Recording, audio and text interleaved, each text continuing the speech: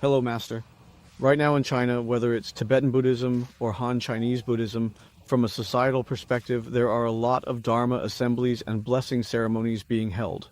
From the perspective of us lay people, there are a lot of Dharma assemblies and many activities focused on making prayers for blessings. That's the current situation. I believe that as a leading figure in Buddhism, within your capacity, could you possibly help adjust or change the general public's current understanding and trend regarding Buddhism in society? Thank you, Master.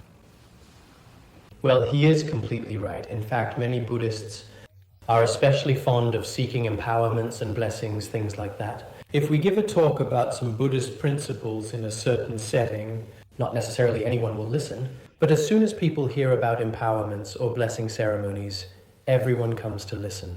This is, in general, the preference of most followers. However, for many years we have also not only required everyone to participate in these Dharma assemblies, which is also important, but even more important is to participate in systematic listening, contemplation, and practice seriously.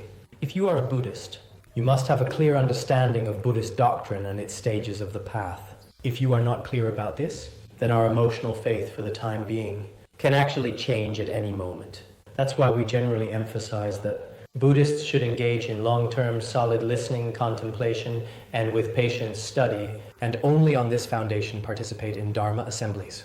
This is a more reasonable approach. For me personally, I have personally worked hard in this regard for more than 30 years. In some respects, it has indeed played a certain role.